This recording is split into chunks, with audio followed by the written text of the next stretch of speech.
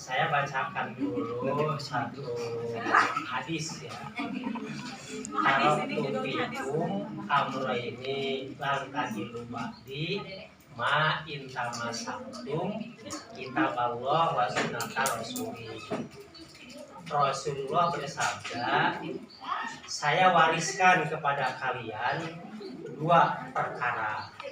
Kalian tidak akan tersesat apabila berpegang kepada dua perkara itu, yaitu kitabullah, Al-Quran, dan sunnah Rasulullah. Nah, ini yang menjadi kajian kita, ya, bahwasannya baik Al-Quran ataupun hadis itu sama-sama itu adalah yang termasuk primer sebagai pedoman kita. Nah, di sini di kalangan kita, di kalangan umat Islam, di kalangan para ulama itu jadi dibeda-beda dari istilah. Ada sunnah Rasulullah, ada hadis, ada khobar, ada asar.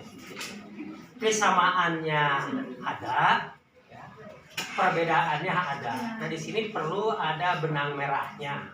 Ya, di mana sisi perbedaannya? Ya, disebut hadis itu karena itu mencakup ketiga aspek. Yang ketiganya disandarkan kepada Rasulullah. Hadis itu yang ke satu qauliyah, yaitu ucapan Rasulullah tentang masalah agama, tentang masalah syara. Yang kedua fi'liyah, apa yang dikerjakan oleh Rasulullah. Yang ketiga takririyah, apa yang ditetapkan oleh Rasulullah. Perbedaan dari yang ketiga ini, qauliyah adalah hadis apabila bentuknya Rasul yang langsung menyuruh atau melarang atau menerangkan. Kalau yang fi'liyah, Rasul yang memberi contoh. Contohnya bagaimana cara praktek sholat, bagaimana cara praktek wudhu. Kemudian takririyah itu ketetapan apa yang diperbuat oleh para sahabat dan Rasul membenarkan, ya, tidak melarangnya. Itu yang disebut takririyah.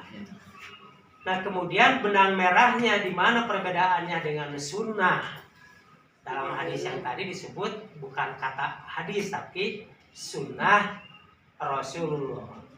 Ya, sebagaimana telah kita baca ya dalam tulisan tadi yang sudah dijelaskan, hadis itu tahdis, ya, kalau zamannya ahadis. Kalau sunnah itu artinya perjalanan atau siroh, ya, sejarah. Bahasa itunya zamannya sunan. Nah, jadi kalau sunnah tidak hanya qauliyah, fi'liyah, dan takririyah, tapi itu merupakan apa yang menjadi perjalanan hidup, ya, Nabi Muhammad. Dalam kata lain, Nabi Muhammad itu memiliki keteladanan. Kan Nabi Muhammad itu sobar.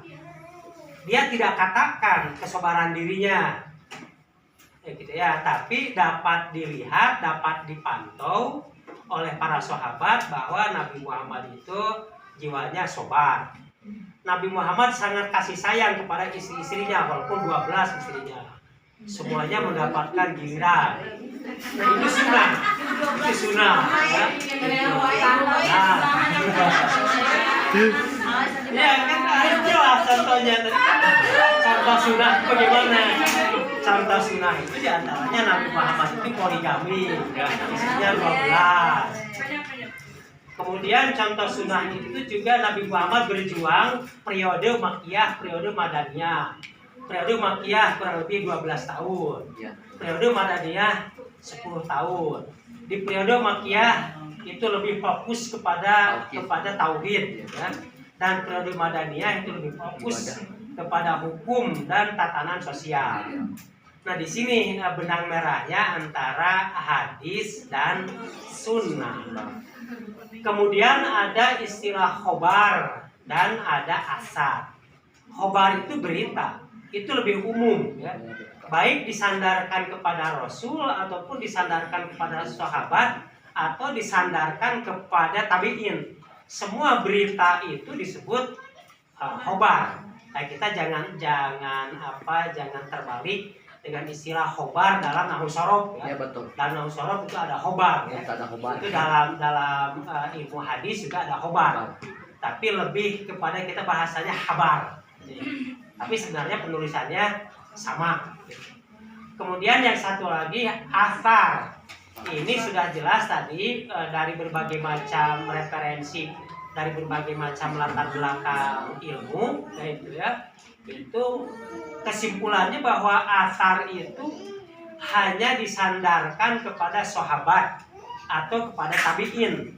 Yang hadis itu tidak sampai disandarkan kepada Rasulullah, gitu ya.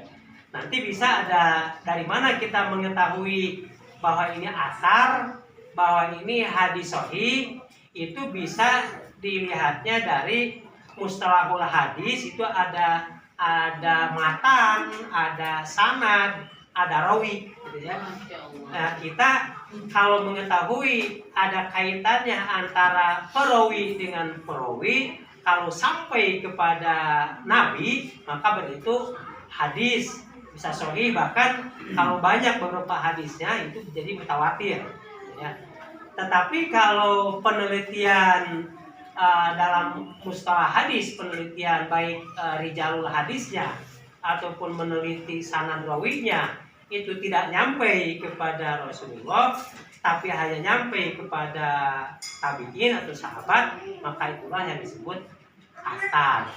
Jadi kita insya Allah nanti mungkin kan ada kurikulumnya sampai kepada ada ilmu hadis yang akan mempelajari rijalul hadis, rawi, sanad, matan. Terima kasih. Alhamdulillah.